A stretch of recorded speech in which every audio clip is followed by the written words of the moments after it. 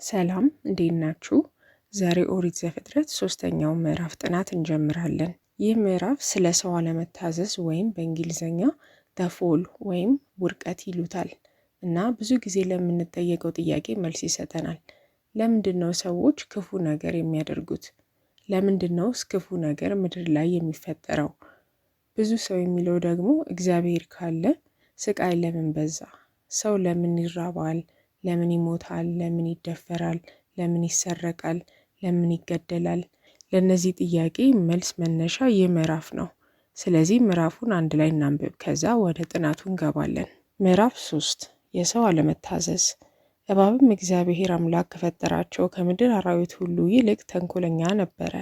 እባብም ሴቲቱን እግዚአብሔር በገነት ካለው ዛፍ ሁሉ አትብሉ ያላችሁ ለምንድን ነው አላት። ሴቲቱም ለእባቡ አለችው፣ በገነት መካከል ካለው ከሚያፈራው ዛፍ ፍሬ እንበላለን። ነገር ግን በገነት መካከል ካለው ከዛፍ ፍሬ እግዚአብሔር አለ እንዳትሞቱ ከእርሱ አትብሉ አትንኩትም። እባብም ለሴቲቱ አላት፣ ሞትን አትሞቱም። ከእርሷ በበላችሁ ቀን ዓይኖቻችሁ እንዲከፈቱ እንደ እግዚአብሔር እንደምትሆኑ መልካምና ክፉን እንደምታውቁ እግዚአብሔር ስለሚያውቅ ነው እንጂ። ሴቲቱም ዛፉን ለመብላት ያማረ እንደሆነ ለዓይንም ለማየት እንደሚያስጎመጅ መልካምንም እንደሚያሳውቅ ባየች ጊዜ ከፍሬው ወሰደችና በላች፣ ለባሏም ደግሞ ሰጠችው፣ እርሱም ከእርሷ ጋር በላ። የሁለቱም ዓይኖቹ ተከፈቱ፣ እነርሱም ራቁታቸውን እንደሆኑ አወቁ፣ አፈሩም። የበለስንም ቅጠሎች ሰፍተው ለእነርሱ ለራሳቸው ግልድም አደረጉ። እነርሱም ቀኑ በመሸ ጊዜ እግዚአብሔርን የአምላክን ድምፅ በገነት ውስጥ ሲመላለስ ሰሙ። አዳምና ሚስቱም ከእግዚአብሔር ከአምላክ ፊት በገነት ዛፎች መካከል ተሸሸጉ። እግዚአብሔር አምላክም አዳምን ጠርቶ አዳም ወዴት ነህ አለው። አዳምም አለ፣ በገነት ስትመላለስ ድምፅህን ሰማሁ፣ ራቁቴንም ስለሆንኩኝ ፈራሁ፣ ተሸሸኩም። እግዚአብሔርም አለው፣ ራቁትህን እንደሆንክ ማን ነገረ? ከእርሱ እንዳትበላ ካዘዝኩ ዛፍ በውኑ በላህ? አዳምም አለ፣ ከእኔ ጋር እንድትሆን የሰጠኸኝ ሴት እርሷ ከዛፍ ሰጠችኝና በላው። እግዚአብሔር አምላክም ሴቲቱን ይህን ለምን አደረግሽ አላት። ሴቲቱም አለች፣ እባብ አሳሳተኝና በላው። እግዚአብሔር አምላክም እባቡን አለው፣ ይህን ስላደረግ ከእንስሳት ሁሉ ከምድር አራዊትም ሁሉ ተለይተ አንተ የተረገምክ ሁን። በደረትህና በሆድህ ትሄዳለህ፣ በሕይወትህም ዘመን ሁሉ አፈርን ትበላለህ። በአንተና በሴቲቱ መካከል በዘርህና በዘሯን መካከል ጠላትነትን አደርጋለሁ። እርሱ ራስህን ይቀጠቅጣል፣ አንተም ሰኮናውን ትነድፋለህ። ለሴቲቱም እግዚአብሔር አላት፣ ጭንቅሽን እጅግ አበዛለሁ፣ በጭንቅ ትወልጃለሽ። ከወለድሽም በኋላ ፈቃድሽ ወደ ባልሽ ይሆናል፣ እርሱም ይገዛሻል። እግዚአብሔርም አዳምን አለው፣ የሚስትህን ቃል ሰምተሃልና ከእርሱ እንዳትበላ ካዘዝኩ ከዚያ ዛፍን በልተሃልና ምድር በስራ የተረገመች ትሁን። በሕይወት ዘመንህም ሁሉ በድካም ከእርሷ ትበላለህ። እሾህንና አሜኬላን ታበቅልብሃለች፣ የምድርም ቡቃያ ትበላለህ። ወደ ወጣህበት መሬት እስከምትመለስ ድረስ በፊትህ ወዝ እንጀራህን ትበላለህ፣ አፈር ነህና ወደ አፈርም ትመለሳለህና። አዳምም ለሚስቱ ሔዋን ብሎ ስም አወጣ፣ የሕያዋን ሁሉ እናት ናትና። እግዚአብሔር አምላክም ለአዳምና ለሚስቱ የቁርበት ልብስ አደረገላቸው፣ አለበሳቸውም። እግዚአብሔር አምላክም አለ፣ እነሆ አዳም መልካምና ክፉን ለማወቅ ከእኛ እንደ አንዱ ሆነ። አሁንም እጁ እንዳይዘረጋ ደግሞም ከሕይወት ዛፍ ወስዶ እንዳይበላ ለዘላለም ሕያው ሆኖ እንዳይኖር ስለዚህ የተገኘባትን መሬት ያርስ ዘንድ እግዚአብሔር አምላክ ደስታ ከሚያገኝባት ገነት አስወጣው። አዳምንም አስወጣው፣ ደስታ በሚገኝበት ገነት አንጻርም አኖረው። ወደ ሕይወት ዛፍ የሚወስደውን መንገድ ለመጠበቅ የምትገለባበጥ የነበልባል ሰይፍን በእጃቸው የያዙ ኪሩቤልን አዘዛቸው። ከመጀመሪያ በፊት ድምፄ ተዘግቷልና ላይሰማ ስለሚችል ይቅርታ ጠይቃለሁ። ስለዚህ ምዕራፍ 3 ቁጥር 1 ላይ ስንገባ እባብም እግዚአብሔር አምላክ ከፈጠራቸው ከምድር አራዊት ሁሉ ይልቅ ተንኮለኛ ነበር ይላል። እዚህ ጋር ስለ እባብ ይነግረናል። በሂብሪው ለእባብ የተጠቀመው ቃል ናቻሽ ይባላል። ትርጉሙም እባብ ወይም የሚያበራ ወይም የሚያታልል ማለት ነው። አንዳንድ ሃይማኖቶች ሴጣን ነው ብለው ያምናሉ፣ አንዳንዱ ደግሞ ሴጣን አይደለም ይላሉ። አይሁዳን ሴጣን ሳይሆን እግዚአብሔርን የሚቃረን ፍጡር እንደሆነ ነው የሚያወሩት። በሴጣን ሳይሆን ሰው ሲፈጠር በውስጡ ባለው የክፋት መንፈስ ያደረገው ስህተት ነው ብለው ያምናሉ። ኦርቶዶክስ እና ካቶሊክ እና ፕሮቴስታንት ደግሞ ሰይጣን እንደሆነ አምነው ዋናው የሚያተኩሩት ኃጢአቱ ላይ ነው። ምክንያቱም ኃጢአቱ ከድርጊቱ ሳይሆን የእግዚአብሔርን ጥሩነት እና ትእዛዝን ከመጠራጠር ነው፣ እግዚአብሔርን ካለማመን። እባቡም ሰይጣን እንደሆነ የዮሐንስ ራእይ ምዕራፍ 12 ቁጥር 9 እና ምዕራፍ 20 ቁጥር 2 ላይ ስለተገለጸ። አይሁዳን ግን አዲስ ኪዳን ስለማይቀበሉ ይህ ፍጡርን ከሰይጣን ጋር አያያዙትም፣ ሰው ሲፈጠር በውስጡ ባለው ክፉነት ምልክት እንጂ። ስለዚህ ችግሩ ከውስጥ ያለ ነው እንጂ ከውጭ የሚመጣ ነገር ነው ብሎ ስለማያምኑ በመፈወስ ወይም ኢየሱስን በመቀበል አይደለም እነሱ እንድናለን ብለው የሚያምኑት፣ በመጸለይ ጥሩ ድርጊት በማድረግ እንጂ። ከእግዚአብሔር ጋር ያታርቀናል ብለው የሚያምኑት እኔ በራሴ ላደረኩት ኃጢአት መስቀሌን ኃጢአቴን ልሸከም ብለው እንደ ግል ኃላፊነት አድርገው ሳይሆን እንደ ሀገር ነው የሚያዩት። ፈዋሽ ይመጣል ብለው አይጠብቁም። ግን የሚጠብቁት ንጉስ ግን አለ፣ ከዳዊት ዘር የሚመጣና እነሱን እንደ አንድ ሀገር የሚመራ ንጉስ ይሆናል፣ ሰላምን ያመጣል ብለው ነው የሚያምኑት። ኦሪት ዘፍጥረት ምዕራፍ 3 ቁጥር 2 እባብም ሴቲቱን እግዚአብሔር በገነት ካለው ዛፍ ሁሉ አትብሉ ያላችሁ ለምንድን ነው አላት። እዚህ ጋር የምናየው ሰይጣን በተመሳሳይ መንገድ ነው ደጋግሞ የሚሸውደን። መጀመሪያ ጥያቄ ይጠይቃል፣ የእግዚአብሔርን ቃል ታውቁታላችሁ የሚለውን ለመፈተን። ሔዋን ግን ስትመልስ አትብሉ ተብለናል ብላ ምን ጨመረች? አትንኩ። እግዚአብሔር አትንኩ አላለም። መጽሐፈ ምሳሌ ምዕራፍ 30 ቁጥር 6 ምን ይላል? ሐሰተኛ እንዳትሆን በቃሉ አንዳች እንዳትጨምር ይላል። ስለዚህ አትንኩ የሚለውን ትእዛዝ ከየት መጣ? አንድ የልጅነት ጨዋታ አለ። ከአንድ ዴስክ አንድ ሰው የሆነ ቃል ቀጥሎ ላለው ሰው ቀስ ብሎ ይነግሯል። ከዛ መጨረሻ ላይ ያለው ዴስክ ጋር ሲደርስ የመጀመሪያ ያለው ቃል ጠፍቶ ሌላ ነገር ነው የደረሰው። ይህ ጨዋታ በቃል ብቻ ሳይሆን በምስል ወይም በምልክትም ሊሆን ይችላል። ስለዚህ ሔዋን ለምን ጨምራ ተናገረች ለሚለው ኦሪት ዘፍጥረት ምዕራፍ 2 ቁጥር 17 እግዚአብሔር ለአዳም ነው ትእዛዙን የነገረው። ስለዚህ አዳም የሰማውን ነው ለሔዋን የነገራት።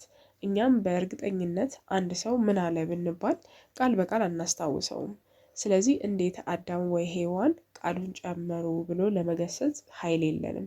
ነገር ግን ስህተቱ እዚህ ጋር አላበቃም። በዚህ ስህተት ተነሳ እንጂ ከዚህ በኋላ አንዱ ጥፋት ሌላ ጥፋት ላይ ይደራረባል።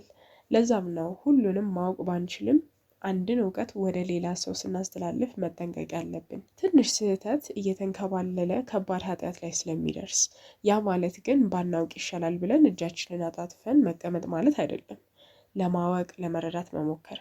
በተለይ አሁን ባለንበት የኢንተርኔት የጉግል እና የኤአይ ባለበት ዘመን አለማወቅ ራስን ላለማስተማር ላለማሳደግ የስንፍና ምልክት እንጂ የደጋፊ ወይም የሪሶርስ እጥረት አይደለም። ቃሉ ኢግኖራንስ ይባላል።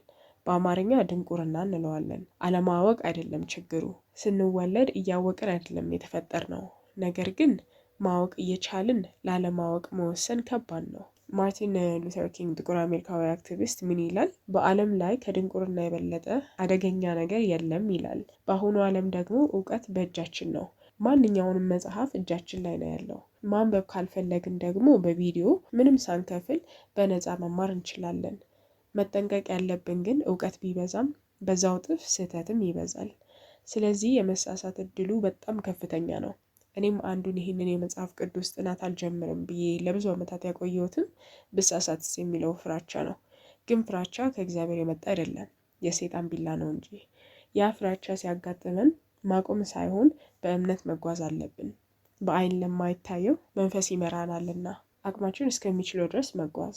ስለዚህ በእኔ በኩል የምችለውን ያህል አንብቤ ተረድቼ ያገኘሁትን እውቀት ለማካፈል እሞክራለሁ። ስሳሳትም ከኔ የበለጠ ስለ መጽሐፍ ቅዱስ የሚያውቅ ሰው ኮመንት ላይ ገብቶ እንዲያስተካክለኝ ነው የምመኘው።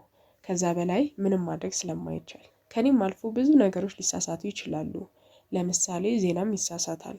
ካስታወሳችሁ ሲኤንኤን እዚህ ሀገር ላይ መጥቶ የውሸት ትርምስ አቀናብሮ ሲቀርጽ ነበረ። ፖለቲከኛ ደግሞ ሁሉም ሳይሆን ጥሩ ፖለቲከኛ አለ። አንዳንዱ ግን አውቆ ራሱ ይሳሳታል። ለአብዛኞቻችን አዲስ ነገር አይደለም። ነገር ግን ፖለቲካ የሚያጠቃው ያልተማረውን ሕዝብ ነው። ለምን ግን ሰው አውቆ የውሸት ስራ ላይ ይገባል? አንድ ሰው መጥቶ በ100,000 ብር እከፍልሃለሁ ቲቪ ላይ ወጥተህ ይሄንን ፓርቲ አንቋሽሽ ቢባል ቢያንስ አንድ ሰው ከ1000 ሰው ማለት ነው ያንን ብር ይወስዳል። እሱ መከፈሉን፣ ቤተሰቡን ማብላቱን፣ እናትና አባቱ ልጆቹን አለማልቀሳቸውን አለመራባቸውን ነው የሚያየው። ግን ለኛ የሚታየው አሰቃቂ ነገር ተፈጠረ፣ ይህንን ያደረገው ያ ሰው ነው፣ ያ ፓርቲ ነው፣ ያ ቡድን ነው፣ ያ ብሔር ነው። እውነቱን አላረጋገጥንም፣ ግን በሰማነውና ባየነው ስለምንታለን አላስፈላጊ አስተሳሰብና እምነት እንይዛለን። ስለዚህ ማረጋገጥ አለብን አቅማችን በሚችለው ያህል። ሌላ ምሳሌ ሳይንቲስቶችን መውሰድ ይቻላል። አንድ ፔሸንት የሚባል ዘፈን አለ በናዝ እና ዴሚያን ማርሊ የቦብ ማርሊ ልጅ ማለት ነው። ካልሰማችሁት ከነግጥሙ እያነበባችሁ ስሙት። ምክንያቱም ዴሚያን ማርሊ ራስታ ነው እና እንግሊዝኛቸው ሬጌ የማትሰሙ ከሆነ እንግሊዝኛ አይመስልም። ግጥሙ በጣም ይናገራል እና አንድ ቦታ ላይ ምን ይላል? ድሮ መሬት ጠፍጣፋ ነበረች፣ ብትሄዱ እስከ መጨረሻው ልትወርቁ ነበረ። አሁን ደግሞ መሬት ክብ ነው፣ ድጋሜ ቅርጹ ተቀየረ ቢባል ግን እንስቃለን ይላል። ማንኛውም ሳይንስ፣ ሕክምና ራሱ ባህላዊም ዘመናዊም በሙከራ እየተረጋገጠ እውነት የነበረው ከሽፎ በሌላ እውነት እየተተካ ተሻሽሎ የመጣ ነው። ስለዚህ አዋቂ የሚባሉትም ከስህተት ነፃ አይደሉም። በሚታወቀውና በተረጋገጠው መንገድ ግን ለመስራት ይጥራሉ። ሌላ ምሳሌ ደግሞ ሰምታችሁት ሊሆን ይችላል፣ ግን በተለያዩ ሀገራት ብዙ ቄሶች አሉ ልጆችን የደፈሩ። አሜሪካ ውስጥ ጆን ጎሃን የሚባለው ወደ 130 ልጆች ለ30 ዓመት ሲሰራ ተይዟል። ከአየርላንድ ደግሞ ብረንደን ስሚዝ ወደ 143 ልጆችን ለ40 ዓመታት። ጄራልድ የሚባለው ከአውስትራሊያ።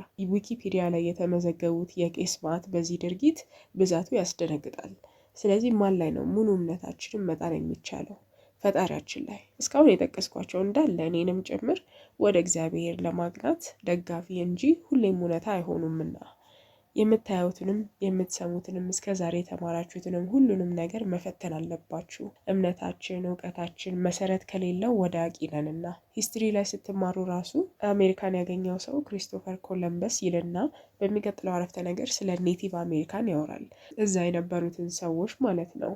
ሁለት ተቃራኒ ሀሳቦች በተመሳሳይ አረፍተ ነገር እዛ ከደረሱ በኋላ የገደሉትን ኔቲቮቹን ግን ታሪካቸው ላይ አያወሩትም። ስለዚህ ክሪስቶፈር ኮለምበስ የብዙ ሕዝብ ደም እጁ ላይ እያለ በየዓመቱ በሞገስ የእሱ ቀን ይከበራል። በብዙ ምሳሌ ማስረዳት ያስፈለገው ማንኛውም ሰው ከስህተት ከውሸት ነፃ አይደለም። ማንኛውም ነገር ከማመናችን በድርጊት ከመከተላችን በፊት ግን እውነታውን አፈላልገን ለማግኘት መሞከር አለብን። ሰይጣን ለማታለል ሲጀምር አለማወቃችን በሚከፍተው ክፍተት በመግባት ነውና። ኦሪት ዘፍጥረት ምዕራፍ 3 ከቁጥር 2 እስከ ቁጥር 5። ሴቲቱም ለእባቡ አለችው፣ በገነት መካከል ካለው ከሚያፈራው ዛፍ ፍሬ እንበላለን። ነገር ግን በገነት መካከል ካለው ከዛፉ ፍሬ እግዚአብሔር አለ፣ እንዳትሞቱ ከእርሱ አትብሉ፣ አትንኩትም። እባብም ለሴቲቱ አላት፣ ሞትን አትሞቱም። ከእርሷ በበላችሁ ቀን ዓይኖቻችሁ እንዲከፈቱ እንደ እግዚአብሔርም እንደምትሆኑ መልካምና ክፉንም እንደምታውቁ እግዚአብሔር ስለሚያውቅ ነው እንጂ። ሰይጣን ሲያታልል ተመሳሳይ መንገድ ነው የሚጠቀመው ብለናል። መጀመሪያ የእግዚአብሔርን ቃል ይጠይቀናል። ቃሉን እናውቃለን ወይስ አናውቅም የሚለውን ለመፈተን። ስለዚህ ጥርጣሬ ሳይባት መልሷ ላይ ሙሉ ለሙሉ የእግዚአብሔርን ቃል የሚቃረን ነገር ይናገራል። አትሞቱም ይላታል። ካቶሊኮች ምን ይላሉ? የመጀመሪያው ስህተት ከሰይጣን ጋር ጊዜ ሰጥቶ መነጋገር፣ ሁለተኛው የእግዚአብሔርን ቃል ላይ መጨመር፣ አትንኩትም ተብለናል በማለት፣ ሶስተኛው ልንሞት እንችላለን ስትል እግዚአብሔር በእርግጠኝነት ትሞታላችሁ በማለት የሰጠውን ማስጠንቀቂያ አሳንሶ መናገር። የመጀመሪያው ስህተት ምንድነው አልን? ለሰይጣን ጊዜ መስጠት።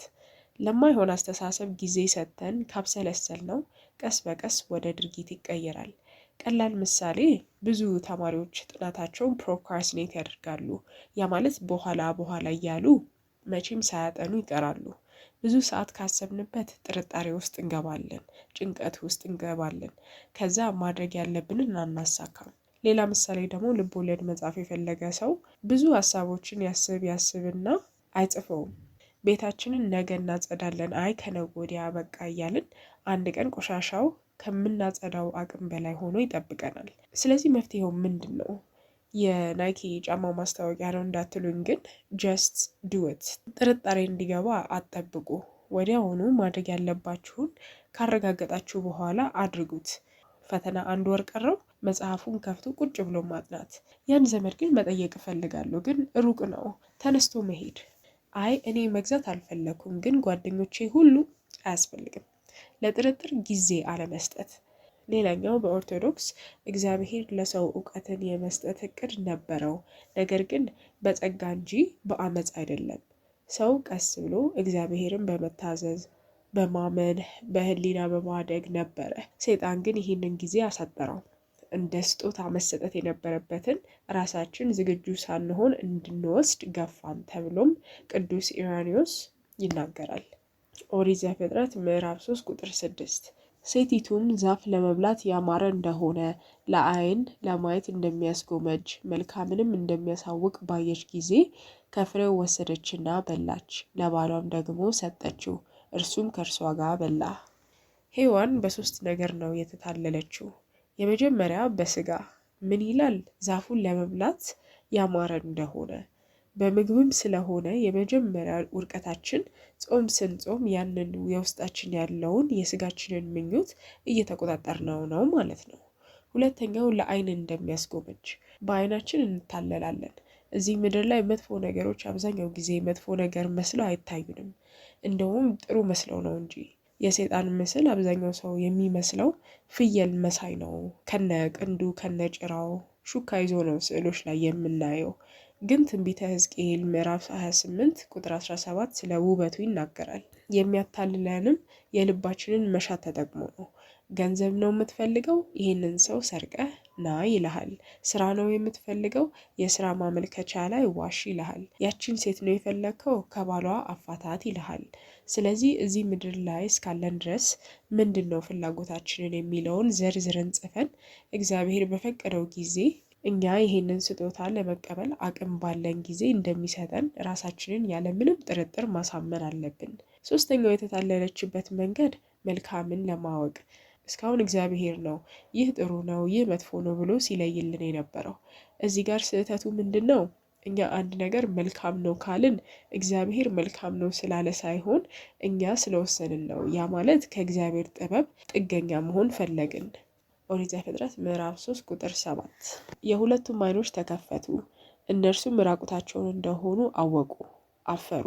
ሰይጣን እንዳለው ዓይናቸው ተከፈተ። ነገር ግን ሲከፈት ጥሩ ነገር ለማየት ወይም ጥበብ ለማየት አይደለም፣ መጥፎ ነገር እንጂ። በዛውም የምድራዊ ዓይናችን ተከፍቶ የመንፈሳዊ ዓይናችን ተዘጋ። ስለዚህ ሰይጣን ውሸቱን በእውነት ጠቅልሎ አታለለን ማለት ነው። ሰውም እግዚአብሔርን ከማወቅ ራሱን ማወቅ ጀመረ። ሰልፍ ሄልፕ ወደሚባለው ከእግዚአብሔር ጋር ያለን ህብረት በፍርሃት ተተካ። ግልጽነት በመደበቅ ተቀየረ። የፕሮቴስታኑ ማርቲን ሉተር ኃጢአታችንን መሸፈናችን ሃይማኖት ያለ እምነት ብሎ ያስረዳል። ያለ እምነት ደግሞ ሃይማኖት ከንቱ ነው። በውስጥ ያለውን ቁስል በውጭ ነገሮች አይሸፈንምና። አንድ ስለ መጽሐፍ ቅዱስ ደስ የሚለው ነገር የሰው ባህሪያችንን ያስተምረናል። የዛኔ የተደበቁት እኛም አሁን እንደበቃለን።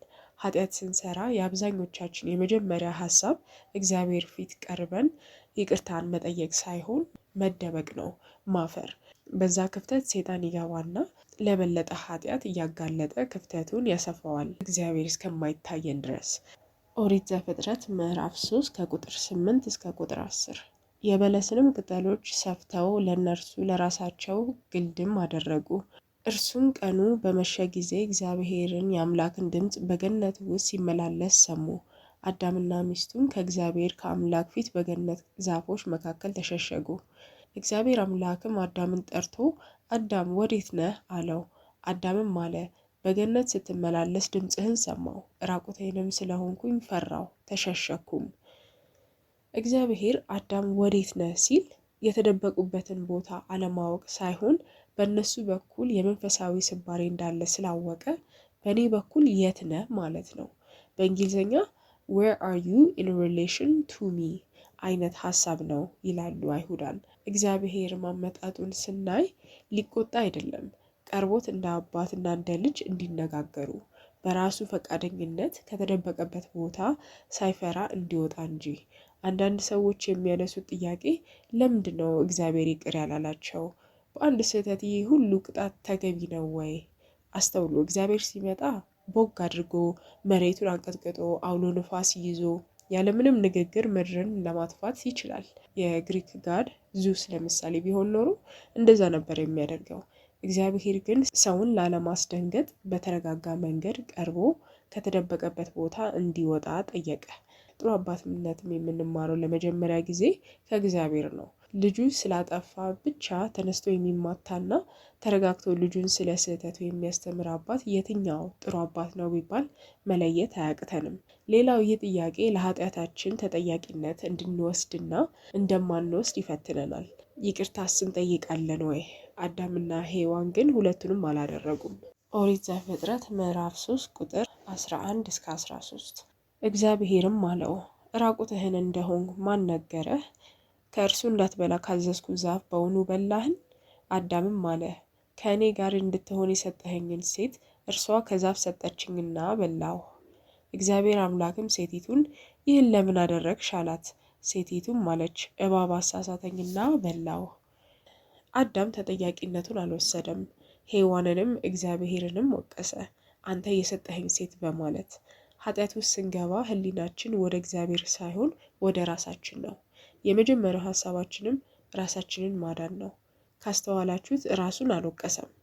ሔዋን እግዚአብሔርን አልወቀሰችም። ነገር ግን እሷም ተጠያቂነት አልወሰደችም።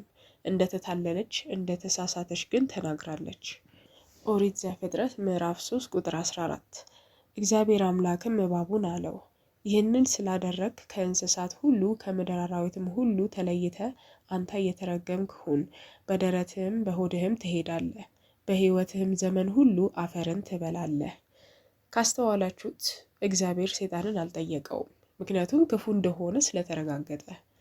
በደረትህም በሆድህም ትሄዳለህ ብሎ እባቡን ሲረግመው ውርደቱን ለማሳየት ነው። ወደ መሬት እንዲቀርብ አፈርን ትበላለህ። በምሳሌው አነጋገር ሴጣን ወደ ሰው ተጠግቶ ሰው ከአፈር ስለተሰራ ሰው ደግሞ የምድራዊ ነገሮች ስለሚወድ ያንን የምድራዊ ፍላጎት እንዲመገብ ነው ተብሎም ይታመናል በምስራቅ ኦርቶዶክስ። ሌላው ነገር በሳይንስ እባብ እግር እንደነበረው ተረጋግጧል። ኦሪት ዘፍጥረት ምዕራፍ 3 ቁጥር 15 በአንተና በሴቲቱ መካከል በዘርህና በዘሯን መካከል ጠላትነትን አድርጋለሁ፣ እርሱ ራስህን ይቀጠቅጣል፣ አንተም ሰኮናውን ትነድፋለህ። በአንተና በሴቲቱ ሲል በአዳምና በሔዋን አይደለም፣ በሔዋንና በሴጣን እንጂ። አይሁዳን ይህንን ጥሩና መጥፎ ሁሌም የሚፋለሙ በሚል ሀሳብ ይቀበላሉ። ኦርቶዶክስ፣ ካቶሊክ እና ፕሮቴስታንት ደግሞ ይህንን ቁጥር ፕሮቶ ኢቫንጀሊዝም ይሉታል። ያ ማለት የመጀመሪያ ወንጌል ስለ ኢየሱስ የተላከ መልእክት። የእሷ ዘር ኢየሱስ ሲሆን እርሱ ራስህን ይቀጠቅጣል ሲል ኢየሱስ ሴጣንን እንደሚያሸንፍ፣ አንተም ሰኮናውን ትነድፋለህ። ሰኮና ማለት ተረከዝ እና ኢየሱስን ማሰቃየቱን ያሳየናል ተብሎ ይታመናል። ማርያም ደግሞ አዲሷ ሔዋን ተብሎ ያገናኙታል። ምክንያቱም የማርያም መታዘዝ የሔዋንን አለመታዘዝ ያሸርፋል የሚል ሀሳብ ነው። ኦሪት ዘፍጥረት ምዕራፍ 3 ቁጥር 16 ለሴቲቱም እግዚአብሔር አላት፣ ጭንቅሽን እጅግ አበዛለሁ፣ በጭንቅ ትወልጃለሽ፣ ከወለድሽም በኋላ ፈቃድሽ ወደ ባልሽ ይሆናል፣ እርሱም ይገዛሻል። አይሁዳን፣ ኦርቶዶክስ፣ ካቶሊክ እና ፕሮቴስታንት ይህ አንዱ ከሌላው የበላይ መሆኑ ከኃጢአት በኋላ እንደሆነ ይቀበላሉ። ኃጢአት በሞላበት ቤት ውስጥ ነው ወንድ የበላይ ሴት የበታች የምትደረገው። ነገር ግን እግዚአብሔር የፈቀደው ከመጀመሪያው ጀምሮ በአዳምና በሔዋን መካከል እኩልነትን ነበረ። ፈንዳመንታሊስቶች ግን ቃል በቃል ስለሚወስዱት እግዚአብሔር የፈቀደው ወንድ ሴትን እንዲገዛ ነው ብለው ያምናሉ። ኦሪት ዘፍጥረት ምዕራፍ 3 ቁጥር 17 እና 18 እግዚአብሔርም አዳምን አለው፣ የሚስትህን ቃል ሰምተሃልና ከእርሱ እንዳትበላ ካዘዝኩ ከዚያ ዛፍም በልተሃልና ምድር በስራ የተረገመች ትሁን። በሕይወት ዘመንም ሁሉ በድካም ከእርሷ ትበላለህ፣ እሾህንና አሜኬላን ታበቅልብሃለች፣ የምድርን ቡቃያ ትበላለህ። ወደ ወጣህበት መሬት እስክትመለስ ድረስ በፊትህ ወዝ እንጀራህን ትበላለህ፣ አፈር ነህና ወደ አፈርም ትመለሳለህና። ሚስትህን ቃል ሰምተሃልና ሲል ለምን ሚስትህን ሰማ ሳይሆን ለምን እግዚአብሔርን ከዳህ ነው ችግሩ። ሌላው ከውድቀታችን በፊት ሰውና ምድር አንድ መስመር ላይ ነበሩ። አሁን ግን መሬቱ እሱን አይቀበልም። ስራ ድሮ ጥሩ የነበረው አሁን ግዴታና አሰቃይ እንዲሆን ታዘዘ። አዳም ህይወቱን ሙሉ ችግር እንዲያጋጥመው ሲፈልግ እንደ ድሮ በቀላሉ አንስቶ ሳይሆን ሰርቶ ለፍቶ ተቸግሮ እንዲበላ። ሌላው አፈር ነህና ወደ አፈር ትመለሳለህ ሲል ስለ ሞት ነው የሚያወራው። ለኃጢአት ክፍያው ሞት ነው። ሞት ማለት መለያየት ማለት ነው። መንፈሳዊ ሞትና ስጋዊ ሞት አለ። መንፈሳዊ ሞት በህይወት እያለን ሊፈጠር የሚችል ነው። ኢየሱስ እኛን ለማዳን ነው የሞተው ሲባል ዋናው የሚያተኩረው መንፈሳዊ ህይወትን ነው። እኛን ከእግዚአብሔር የሚያስታርቅ መንገድ በመክፈቱ፣ በሌላኛው መንገድ ደግሞ ኢየሱስ ከሞት ሲነሳ ሞትን አሸንፏል እንላለን። ዋናው ሀሳብ እዚህ ጋር ሞት የመጣው በኃጢአታችን ምክንያት ነው። ከኃጢአታችን በፊት ሞት አልነበረም። ስለዚህ ሰው ለምን ይሞታል ሲባል እግዚአብሔር ላይ ሳይሆን ጣት መሰንዘር ያለብን ራሳችን ላይ ነው። ኦሪት ዘፍጥረት ምዕራፍ 3 ቁጥር 19 እስከ 24 አዳምም ለሚስቱ ሔዋን ብሎ ስም አወጣ፣ የሕያዋን ሁሉ እናት ናትና። እግዚአብሔርም አምላክም ለአዳምና ለሚስቱ የቁርበትን ልብስ አደረገላቸው፣ አለበሳቸውም። እግዚአብሔር አምላክም አለ፣ እነሆ አዳም መልካምና ክፉን ለማወቅ ከእኛ እንደ አንዱ ሆነ። አሁንም እጁን እንዳይዘረጋ ደግሞም ከሕይወት ዛፍ ወስዶ እንዳይበላ ለዘላለምም ሕያው ሆኖ እንዳይኖር ስለዚህ የተገኘባትን መሬት ያርስ ዘንድ እግዚአብሔር አምላክ ደስታ ከሚገኝባት ገነት አዳምንም አስወጣው። ደስታ በሚገኝባት በገነት አንጻርም አኖረው። ወደ ሕይወት ዛፍ የሚወስደውንም መንገድ ለመጠበቅ የምትገለባበጥ የነበልባል ሰይፍን በእጃቸው የያዙ ኪሩቤልን አዘዛቸው። እግዚአብሔር ቢያጠፉ ሙሉ ለሙሉ ጀርባውን አልሰጣቸውም፣ ልብስ አለበሳቸው። እዚህ ጋር የእግዚአብሔርን ማንነቱን፣ ምሕረቱን፣ ጥሩነቱን ያሳየናል። ምክንያቱም ታሪኩ እዚህ ጋር ማለቅ አለበት። ግን እግዚአብሔር በማንነቱ ምክንያት ብንሰበርም ከጎናችን ቆሞ እስከምንስተካከል አብሮን ይከተላል። ኪሩቤል ማለት አንበሳ ወይም በሬ ጭንቅላት ኖሮት የሰው የንስር ፊት ያለው 4 የንስር ክንፍ ያለው ሰይፍ የያዘ ሰውነቱ ሙሉ በሙሉ በአይን የተሸፈነ ፍጡር ነው። እሱም እግዚአብሔር ተመልሰን እንዳንከዳው ለራሳችን ጥንቃቄ ያስቀመጠው ፍጡር ነው። ኦሪት ዘፍጥረት ምዕራፍ 3 እዚህ ጋር ያበቃል። ይህ ቪዲዮ ከጠቀማችሁ፣ አንድ ነገር ካስተማራችሁ ላይክ አድርጉ። ስታጠኑ ያወቃችሁትን ስለ ራሳችሁ የተማራችሁ ነገር ካለ ኮመንት ላይ ሀሳባችሁን አጋሩ። በሚቀጥለው ጥናት እስከምንገናኝ ድረስ መልካም ሳምንት።